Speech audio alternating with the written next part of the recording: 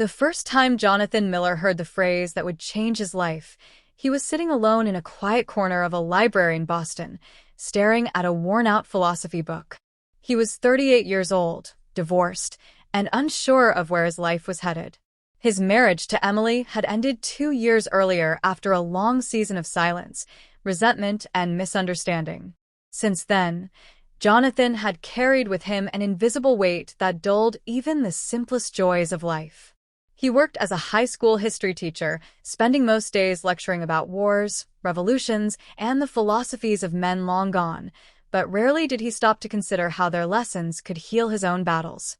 One evening, after another day of teaching distracted teenagers about the Stoics of ancient Greece and Rome, Jonathan wandered into the library downtown. He had been drawn there out of habit, a place that offered peace from the noise of his apartment and the emptiness he carried. His eyes skimmed the shelves until he pulled down a book with a cracked spine and yellowed pages, Meditations by Marcus Aurelius. He had taught excerpts of it in class, but that night, for reasons he couldn't explain, he read it with a hunger he hadn't felt before. There was one line, translated into English, that froze him. You have power over your mind, not outside events. Realize this, and you will find strength. Jonathan read it over and over, his heart beating faster each time. In that moment, he realized that for years, he had let the chaos around him dictate his happiness. He had let the end of his marriage define him, let loneliness consume him, and let fear of rejection keep him from trying again. But here, in these ancient words, was a reminder that his strength was not lost. The next day, Jonathan began to practice Stoicism quietly in his life. Instead of complaining about the students who didn't listen, he thanked the few who did. Instead of replaying old arguments with Emily in his mind, he wrote in a journal about gratitude for what he once had and what he could still build. Slowly, people noticed a change in him. His colleagues said he seemed calmer. His students began to lean in when he spoke, sensing that he wasn't just teaching history anymore, he was teaching a way of living. It was around this time that Jonathan met Claire. She was a fellow teacher at the school, younger than him by 6 years, with a quiet strength of her own. She taught literature and often stopped by his classroom to borrow books or ask about the historical context of a novel she was teaching. At first, Jonathan was hesitant to speak much to her. He still carried scars from his failed marriage, and the thought of opening his heart again seemed both foolish and terrifying. One afternoon, as rain tapped against the classroom windows, Claire lingered after the final bell. She leaned against his desk and sighed. "Jonathan," she said softly, "do you ever feel like we're just drifting? Like no matter how much effort we put in, life doesn't seem to notice?" He studied her face, seeing in her eyes the same restlessness that haunted him not long ago. For a moment, the old Jonathan would have given a half-hearted answer, something polite but distant. But now, shaped by the words he had been living by, he spoke differently. He told her, "The truth is, we can't control if life notices us. But we can control how we show up in it. Every day, we can choose to act with courage, kindness, and strength. That's the only power we really have. And honestly, when someone lives like that, life notices." Claire blinked, caught off guard. Then she smiled slowly, a smile that carried both admiration and relief. In that instant, something shifted between them. It wasn't a grand declaration, not a clever line meant to impress. It was authenticity. It was the kind of truth that no woman or man could resist because it spoke to the deepest part of being human. From that day forward, their connection grew. They began sharing lunches in the teacher's lounge, long conversations about books, and walks after school through the park across the street. Jonathan never tried to charm her with empty flattery or promises.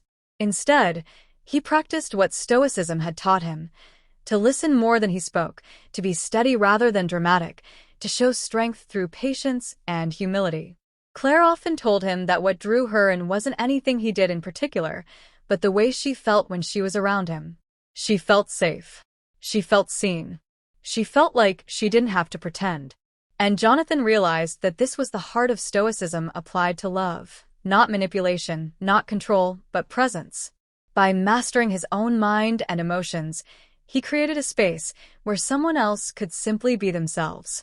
Months passed, and their bond deepened. Jonathan introduced Claire to his daughter, Hannah, who was 12 and living part-time with Emily. At first, Hannah was cautious, still nursing the wounds of her parents' divorce. But Claire never tried to replace Emily or force a connection. She simply showed up, consistent and kind, and in time, Hannah grew to trust her. Jonathan's ex-wife, Emily, even noticed the change in him. One evening, when she dropped Hannah off, she lingered on the doorstep. "You seem different, Jonathan," she said. "Lighter somehow. I'm glad for you." He nodded, grateful not only for her words, but for the silent acknowledgement that healing was possible even after the hardest seasons. The real test came when Claire faced a personal storm of her own. Her mother was diagnosed with a serious illness, and she found herself juggling long hospital visits with teaching responsibilities. Jonathan could have panicked, tried to fix everything, or pulled away out of fear of being overwhelmed. Instead, he simply stood by her side. He drove her to the hospital when she was too tired, cooked her dinner when she forgot to eat, and held her hand through the long nights of uncertainty. Through it all, he remembered the phrase that had first struck him: "You have power over your mind, not outside events." He couldn't cure her mother's illness. He couldn't erase Claire's pain. But he could remain steady, grounded, and loving. That was enough. And it was in those moments, those quiet, ordinary moments, that Claire realized she had found something rare. Not a man who tried to control the world, but a man who had mastered himself. Years later, when Jonathan looked back, he realized the phrase, "If you say this, no woman will resist," wasn't about a magical sentence that could win hearts. It was about speaking from a place of truth, presence, and strength. It was about saying, through both words and actions, "I cannot control everything, but I will always control how I choose to love, to stand, to stay." And that, more than anything, was irresistible. Jonathan and Claire eventually married in a small ceremony in the park where they used to walk after school. Hannah stood beside them, smiling wider than anyone, proof that healing had come full circle. Their life together wasn't without challenges, no life ever is, but they faced each one with the same stoic strength that had brought them together. And Jonathan knew that somewhere, in the quiet halls of history, Marcus Aurelius would have approved.